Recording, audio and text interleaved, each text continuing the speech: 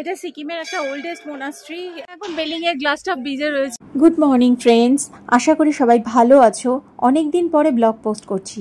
এতদিন মনের অবস্থা ভালো ছিল না, তাই ভিডিও আপলোডও করতে পারিনি অনেকগুলো দিন। পৃথিবীর মায়া ত্যাগ করে আমাদের সকলকে ছেড়ে চলে গেছেন আমার শ্বশুর। তাই মন খারাপ যেমন ছিল, কাজের ব্যস্ততাও ছিল, সব মিলিয়ে কোনোভাবেই আমি এডিট করতে পারছিলাম না। এর মধ্যেই হঠাৎ একদিন ফোন ঘাঁটতে ঘাঁটতে পুরনো কিছু ভিডিও এবং ছবি আমার চোখে পড়লো। 2022-এ আমরা গোটা পরিবার মিলে সিকিম বেড়াতে গেছিলাম।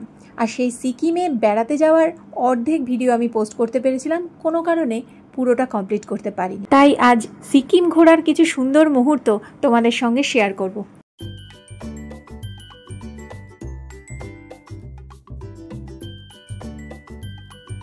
এই সিকিম ঘোরার লাস্ট ভিডিওটা পোস্ট করেছিলাম সিকিমে চীনের প্রাচীর, তারপরে আর করা হয়নি। তারপরে এই ভিডিওটা পোস্ট করছি।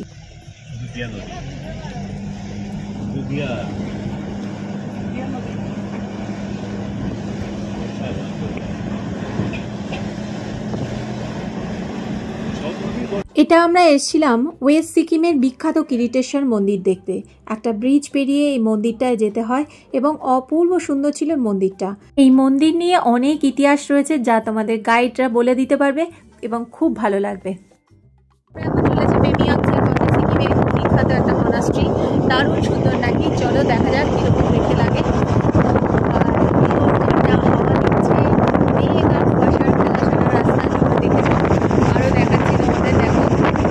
সিকিমের ফেমাস মোনাস্ট্রিগুলোর মধ্যে অন্যতম এই পেমিয়াংসি মোনাস্ট্রি। গ্যাংটক থেকে 110 কিলোমিটার পশ্চিমে রয়েছে এই মনাস্ট্রি। সিকিমের পুরনো মনাস্ট্রির মধ্যে এটি একটি। মনাস্ট্রির মধ্যে ফটোগ্রাফি এবং ভিডিওগ্রাফি করা বারণ, তাই বাইরে থেকেই যতটা পারলাম দেখালাম। তবে বাইরেটা যা দেখছো, ভিতরটা তার থেকেও বেশি সুন্দর। ভিতরে প্রেয়ার চলছিল আমরা যখন গিয়েছিলাম। আর এখানে রয়েছে একটা মিউজিয়াম, সেখানে পুরনো দিনের ড্রেস, ইউটেন্সিল সব রয়েছে, দেখবার মতো ছিল। এটা সিকিমের একটা ওল্ডেস্ট মোনাস্ট্রি, ভীষণ সুন্দর। ভিতরে মিউজিয়াম রয়েছে এবং প্যালেস রয়েছে, প্যালেসের ছোট আর্কিটেক্ট রয়েছে, ফ্যান্টাস্টিক। কিন্তু ভিতরে যেহেতু ক্যামেরা ভিডিও কোনোটাই করা যাবে না, তাই কোনো কিছু করতে পারিনি। কিন্তু অনেক কিছু রয়েছে দেখবার মতো, ফ্যান্টাস্টিক লেগেছে। তোমরা এলে আমার মনে হয় সকলের খুব ভালো লাগবে।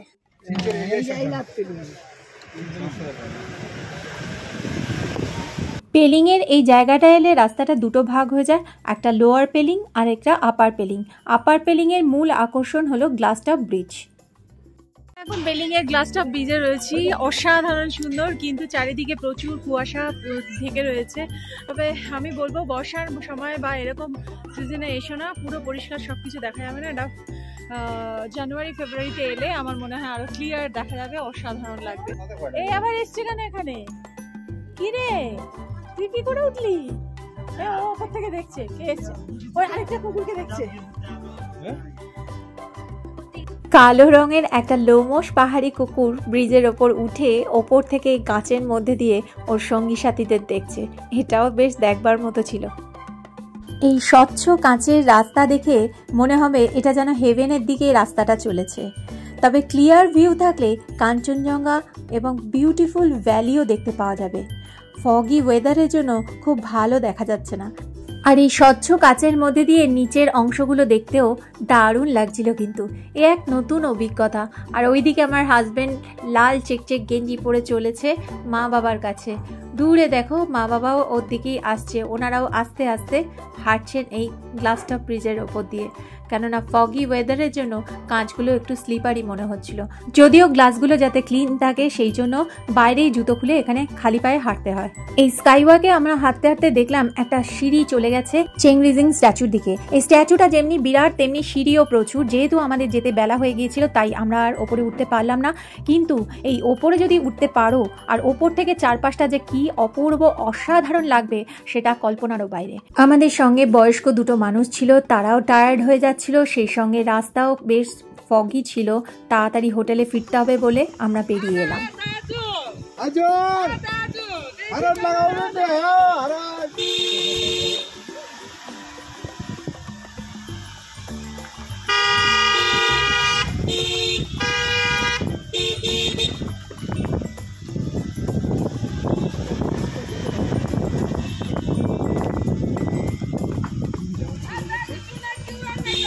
tonight, हाँ tonight. आइले साइड छिपी क्या देखो आइले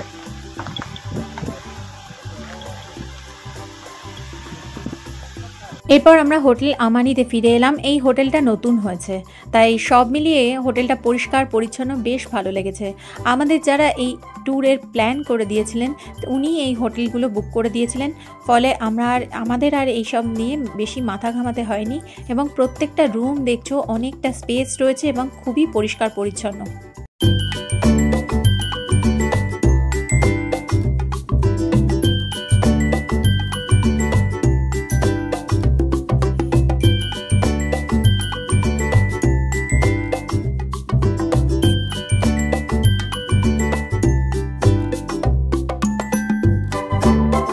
রাত্রিটা আমরা এখানে কাটাবো, কাটিয়ে আবার কালকে সাইট সিনে যাব। সেখান থেকে আমরা অন্য হোটেলে কালকে থাকবো, থেকে সেখান থেকে পরের দিন ফিরে যাওয়ার কথা ছিল।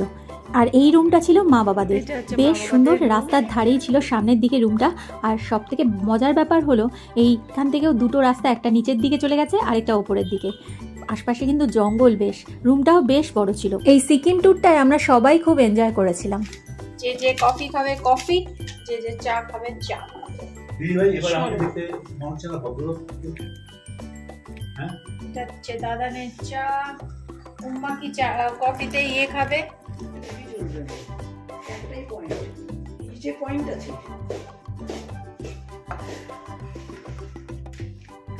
দাদানের চিনি তো দেয় উম্মা চিনি দেবে না black coffee, without sugar. Black coffee, দুধ কফি না, দুধ দিয়ে ফেলে যাবে না, ব্ল্যাক কফি উইদাউট সুগার। এই জায়গাটা আমাদের সবার বেশ ভালো লেগেছিল। সুযোগ পেলেই আমরা এখানে বসে আড্ডা মারছিলাম। এখন আমাদের ডিনার টাইম হয়েছে। এই হোটেলের ডিনার সব বাফে সিস্টেমে নিতে হবে। কি কি রয়েছে চলো দেখা যাক।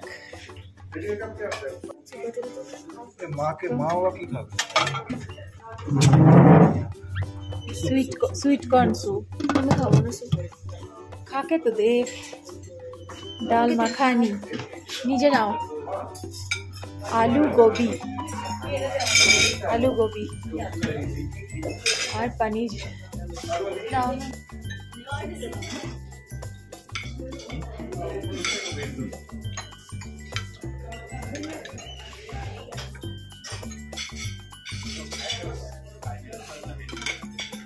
ডাল মাখানি, আলু গোবি, পনির, দো পেঁয়াজ আর অনিয়ন, এই দিয়ে আমরা ডিনার সারবো আজকে। যেহেতু ওরা কমপ্লিমেন্টারি ডিনারে ভেজ আইটেম রেখেছিল, সেজন্য আমরা আলাদা করে মালাই চিকেন 2 প্লেট নিয়েছিলাম।